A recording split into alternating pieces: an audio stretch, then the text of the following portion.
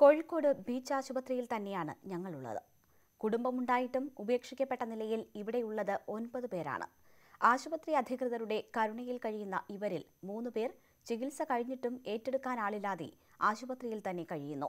മറ്റുള്ളവർ വേദനകൾ കടിച്ചമർത്തി ആശുപത്രി ജീവിതം തള്ളി നീക്കുന്നു.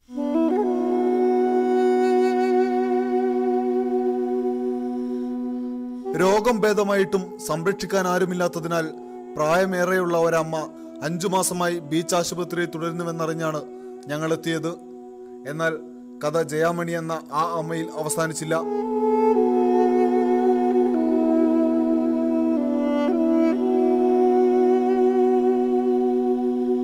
കാലിലൊരു കെട്ടുമായി ഏങ്ങി വലിച്ച് നടന്നുകൊണ്ടിരുന്ന മലപ്പുറത്തുകാരൻ ഉമ്മറിന്റെ കുടുംബം അവിടെ നാട്ടിൽ സന്തോഷത്തോടെ ഇരിക്കുന്നു. പക്ഷേ ഉമ്മർ ഇവിടെ ഒറ്റയ്ക്കാണ്.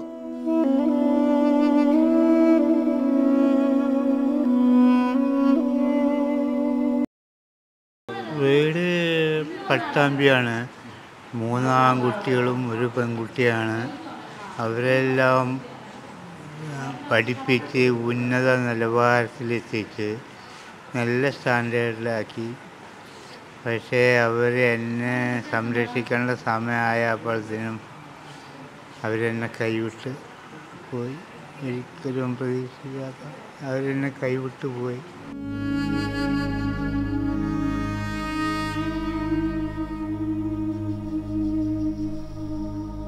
ചികിത്സയും സംരക്ഷണവും കിട്ടുന്ന എവിടെയെങ്കിലും പോയി ജീവിക്കണമെന്നേ ഉമ്മറിനുള്ളൂ.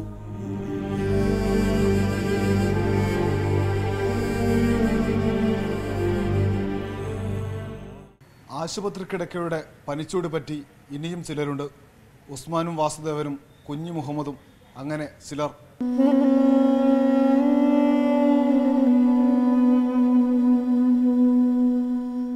കോഴിക്കോട് കാപ്പാട് സ്വദേശിയായ ഉസ്മാന് രോഗം കലശലാണ്. കയ്യെത്തും ദൂരത്ത് ഉസ്മാൻ ശ്വാസമെടുക്കാൻ പോലും ബുദ്ധിമുട്ടി കിടക്കുമ്പോഴും ആരും എത്തിനോക്കുന്നു പോലുമില്ല. ഒരു മോനുണ്ട്, ഇല്ല, ഒന്ന് വെള്ളാറിനൊന്നില്ല, ഒരു വെള്ളാറിനൊന്നില്ല. ഇവിടെ താമസിക്കാൻ കിട്ടാൻ പോകും.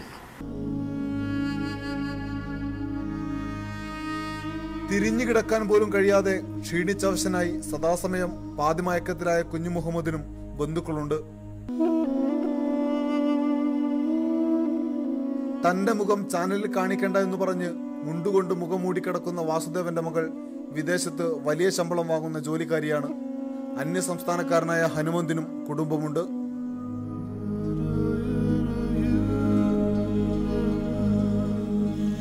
ചോദ്യചിഹ്നമാണിവർ.